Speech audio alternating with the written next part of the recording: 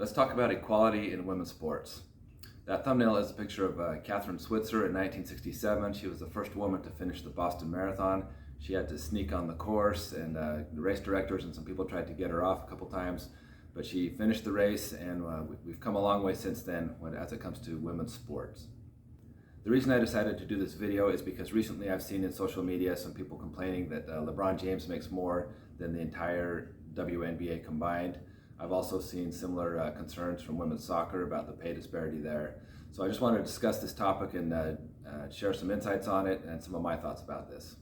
This inequality has gone on long enough. You know what? I think men are better than women. They provide for us, and we must obey them because they are our masters. My 6 favorite sports to watch are football, specifically college football, basketball, obstacle course racing, track and field events, CrossFit, and mixed martial arts. And it's interesting because in all of these, except football, there's not really a female equivalent. But of those other 5, in 4 of those 5 sports, if I were to watch men's or women's, I would be equally entertained and enjoy watching it, men or women, just because I'm familiar enough with those sports and with the competitors that I can appreciate it, and because the female side of competition is so good in each of these. Now, the exception to that is the WNBA. I'm not really sure why that is. And don't worry, in this post, I'm not going to crap on the WNBA and the athletes and show highlights of them shooting air balls and turnovers. You can do the same thing with the NBA if you're going to cherry pick highlights and things like that. So I do think the women are talented. I think they're great athletes. I think there's a ton of potential in that league, but it just isn't bringing in the revenue. It just isn't exciting to watch as those other sports are. So one reason why women in the WNBA don't make as much as the NBA, obviously, is just the economics behind it. They just don't bring in the same revenue. They haven't been around as long. They've been around only around 25 years.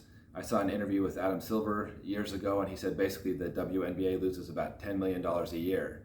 And so they don't have the money that the NBA does to deal with. So that's the first thing, and I think that has to be addressed before you get mad at other players for making a lot of money. Another thing is that WNBA is not as high profile as NBA players are. I think back since every professional female ball player I can name, probably Candace Parker, Cheryl Miller, I think she was, Lisa Leslie, Skylar Diggins, and Brittany Griner, and Sue Bird. I can name 6 of them. And in the NBA, I could name hundreds of players just because I'm so much more familiar with it over the years. So it's obviously not out in front of us like the NBA is, and that's another challenge they've got. Okay, before I can make a comparison between the WNBA and these other sports, I just want to make a disclaimer that I know there are women in every one of these sports, in any physical activity, that could smoke me and just kick my butt and stuff. So it would be it swimming or running, tennis, even basketball. I'm sure there's ladies that would smoke me in that. There's just so many accomplished athletes. So I'm not going to bash on that at all. That's not an issue with me. And I appreciate their athleticism and what these people can do.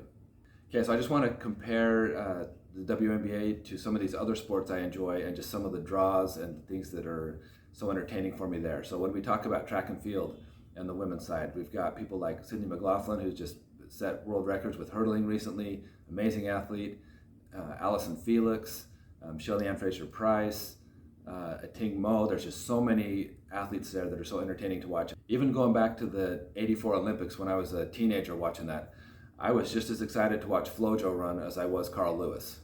Another sport, mixed martial arts. Now I know a lot of women might look at that and maybe not be a big fan of that sport, but you've got to admire the athleticism and the accomplishments of the women that care to do that. It started out with Chris Cyborg, just this dominant athlete there. And then when Ronda Rousey came, she just elevated and brought so much publicity to the sport. People like Misha Tate, Amanda Nunes. Okay, so the thing with this, it's not like celebrity boxing. These women are skilled athletes in what they've done. It's just amazing to see what they're able to do in the ring.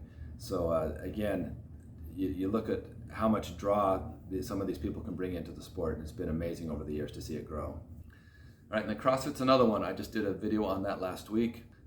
Tia Toomey again, winning her 6th championship in a row. It's amazing, but there's just so many accomplished athletes here that are just so fun to watch, so entertaining, such good competition. So I am really entertained when I watch CrossFit. All right, and then there's obstacle course racing. And I love watching the women's side of that just as much as the men. There's amazing athletes. Lindsay Webster has been so dominant. You've got Nicole Merkel, Rhea Coble, Rose Wetzel. There's just tons of amazing OCR athletes out there. I love watching the elite races when they broadcast those, and also personal experience when I've run them. I've had lots of women pass me on the course running way faster than I have. And as you're watching these highlights, a lot of times that's not uncommon to see so many of these elite runners just pass so much competition in the men's field that started 15 or 30 minutes earlier in different heats than them. So it's really impressive with what you see in athleticism in OCR. Okay, now I'm sure some people are thinking in the back of their mind, yeah, he likes the sports where there's more attractive women involved in it. And obviously it doesn't hurt if someone's easy on the eyes to watch a sport with that, but that's not the case. Maybe I am a sexist pig for that, but there's plenty of beautiful women in the WNBA, and I don't see the draw there. So there's a lot more to it than just looks in these sports. So if you're a person who's outraged with the pay disparity between men and women when it comes to professional basketball, I would ask you this. Do you watch their games on TV? Do you go to the arena and pay to go to the events? Do you own any jerseys from the WNBA? If not, I don't think you should be pointing the finger at someone else. So a lot of this again comes back to economics and just revenue. Several years ago, when Ronda Rousey was at the top of her game, she pointed this out, and I think she did a good job. So here's a clip of her explaining her take on that. How much you get paid should have something to do with how much money you bring in. I'm the highest paid fighter, not because Dina and Lorenzo wanted to do something nice for the ladies. They do it because I bring in the highest numbers. They do it because I make them the most money. And I think that the money that they make should be proportionate to the money that they bring in. So I am a fan of women's sports. Maybe not so much of the WNBA, but if they could make the game more exciting, maybe spice it up, some backstory, some drama, who knows, to get it up. Maybe they need a commissioner like Vince McMahon instead to help liven things up and make it more exciting. But I'm more concerned about certain threats to women's sports than that, but that's a whole nother story. But anyway, I wish them the best. If you haven't checked out women's sports, there's a lot of great athletes. I encourage you to do so. And that's all I have to say about that.